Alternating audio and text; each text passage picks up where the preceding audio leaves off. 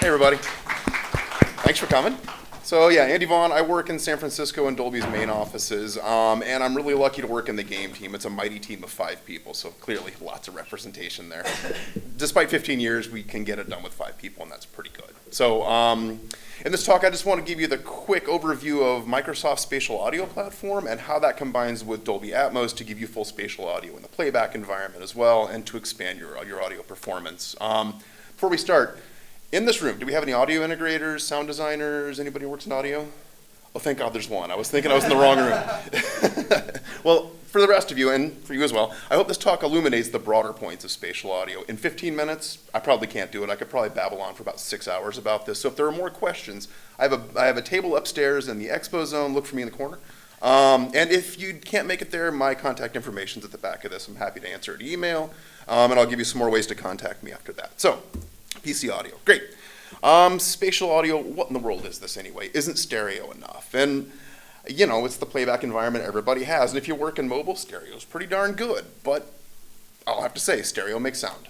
It actually makes great sound. If you're an audio enthusiast, that's the way you do your true audiophile listening, but the reality is when you get into deeper entertainment, you know, left-right channel audio information just is not enough to give the full experience. You don't create realism, you don't create any dimension or immersion with 2 channels, it's flat. And you know, again, audiophile purists would probably, you know, tar and feather me for saying that, but you need more than 2 channels. You need more than 7 if you ask me. Right now 5.1, 7.1 are the 2 surround standards, but I think we can do better. Because the fact is, consumers have a ton of computational power in their hands right now. A couple of years ago, maybe not so much. Maybe a decade ago. Anyway, don't tie me down to times here. And they have access to a whole bunch more affordable rendering endpoints for audio, right? So, you know, you used to have to spend thousands on your stereo. Now it's a couple $100 you can get a soundbar and you can get a viable 5.1 or 7.1 environment. And really, they're being hit with this ready stream of immersive 3D audio in all of their media. Between streaming, between Blu-ray, between some of the things in broadcast, 3D audio is coming out everywhere. And you'll see Dolby Atmos kind of represented in sport, in a lot of movies, in a lot of broadcasts. The Olympics were in Atmos this year, among many other things. And again, those are the things I could babble on for 6 hours, so keep going. Anyway, what we'll tell you is spatial audio gives you a way to really make the audio of our games much more realistic, including, you know, elements of height and depth as well as smoother panning, right? So here's what's funny about that definition. That's the way game designers have always built audio. They have always taken, you know, a bed of audio and sprinkled audio emitters around a room to give them real position in 3D space. And what we didn't do for them before is give them any element of height or a smooth enough panning to make those feel real. Am I right? Thank you. You've been very good. It's a shame you're the only audio guy in here. I'm going to pick on you a lot. It'll be good, I promise. Anyway, so if you look at this, spatial audio then on one hand is the way you build your audio. It's the concept. It's this idea of 3D audio. And there's a couple of different ways to do it. But Dolby Atmos then is the way we render that back out. So you build in spatial audio and then we'll sell through all of our partners to build a spatial audio solution that reproduces that in the living room. So if we're all there, if that all makes sense, I'll move on to the next slide because 15 minutes, right? All right, so it used to be a real drag to build a game in 3D, and I mean that. There's some great solutions out there, but studios had to license libraries from us, and then they had to go build audio pipelines from scratch, which, that's a thrill. And then QA was a drag, right? You had a brand new custom solution that nobody had ever tried before, and you had to QA it to death and launch it, and then cover your ears and wait for the phone to ring because people aren't hearing what they're supposed to be hearing. Don't get me wrong, the effects were great. And some of the games that came out, and I'll show you a couple of titles here in a minute, not actual play, just pictures, but they were great, but the effort was tremendous, and it was really hard to get people to really sell on this idea because is it worth the effort? But in 2016, Microsoft came along and launched a platform to make all this super easy for us. And you know, it's creatively named as Microsoft does, the Microsoft Spatial Audio Platform. Shock, right? It's integrated really well into Xbox One and Windows 10, and we'll go through devices here in just a minute, but developers can grab onto this platform now and deliver a spatial audio mix over HDMI and over headphones. And I think headphones is the big get. On that note, I have 5x5 codes for the free headphone render for any of you who can hang in for 15 minutes, so I'll meet you outside and give you codes for that when I'm done.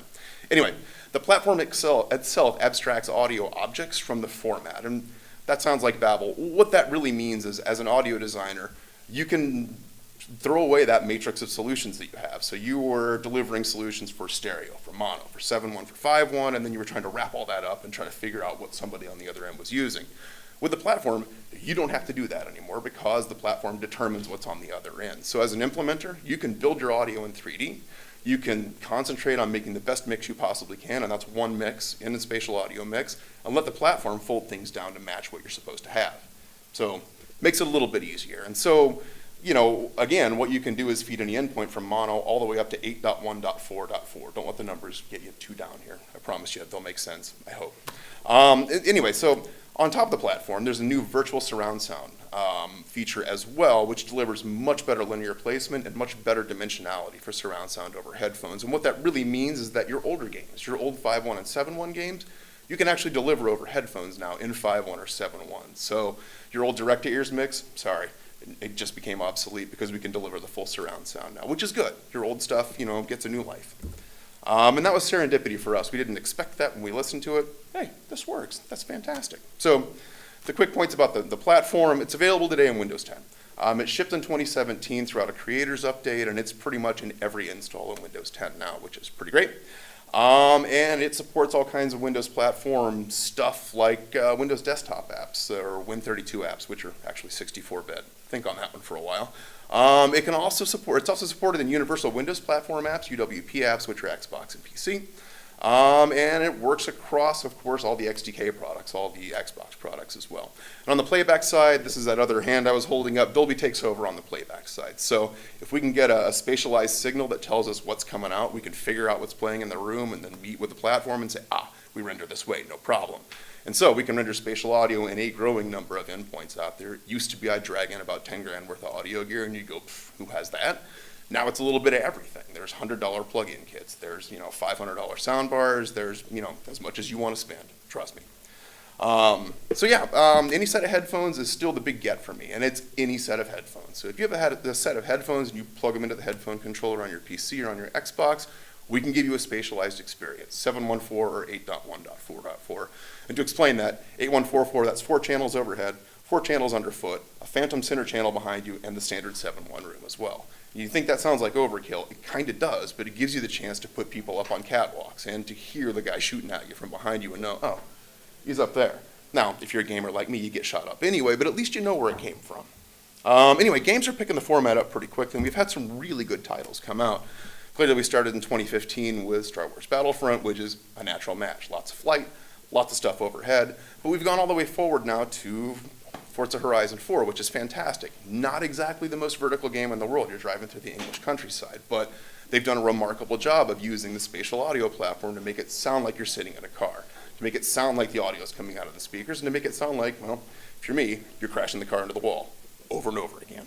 And the AAA guys are picking this up. So they've heard it, they've seen it, they like what they hear, and they're picking it up, bit by bit. But the thing that's kind of cool about this is it's not just a AAA technology. It's available to anybody via a free platform. So, my pitch here is that start using this stuff, guys. It's free and it's available to you, and it's relatively simple. I won't say it's easy because there's some work you're going to have to do here, and we'll drive through some of that. So, Atmos content isn't necessarily more complex than what you're working on right now. It's simply rendered more accurately within the space since we have more speaker feeds that we can position with.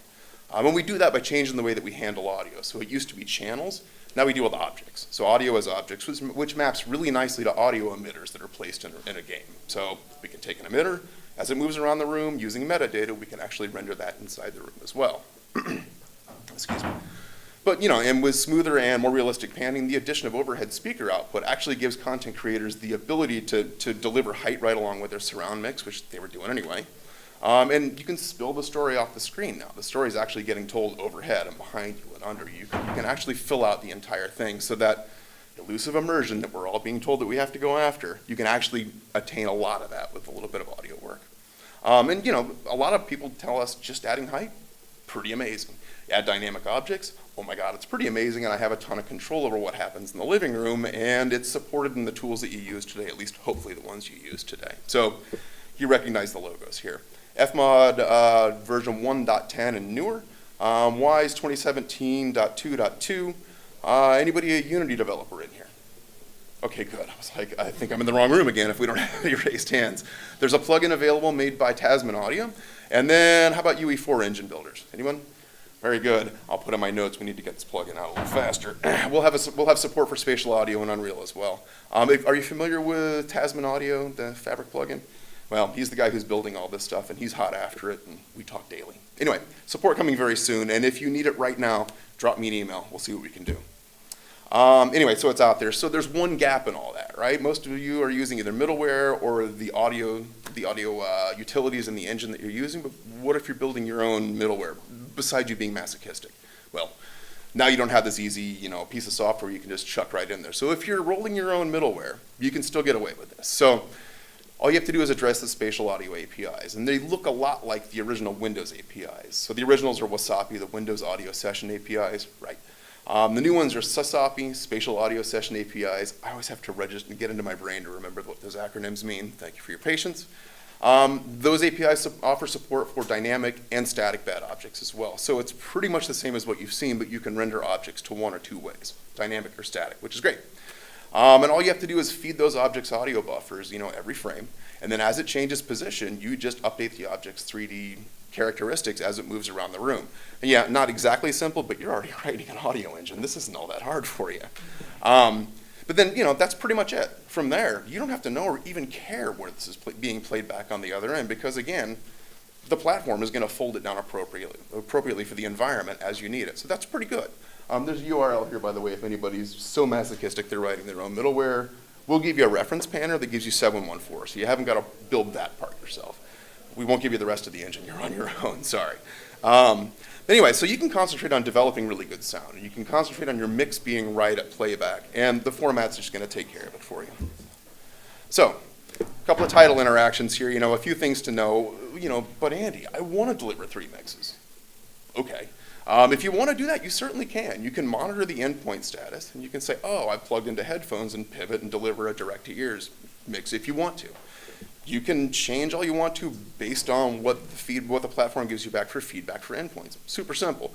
You just shouldn't. It's just not worth your time. Now the platform will do that for you. You can just leave it alone. But if you want to, there's no runtime changes needed in your code. The platform will toggle automatically. If I switch headphone renderers, it'll just re-render again. There might be a second of dropout. And the games, you don't have to run any title license checks at all. So there's no overhead associated with that. The network shares no problem.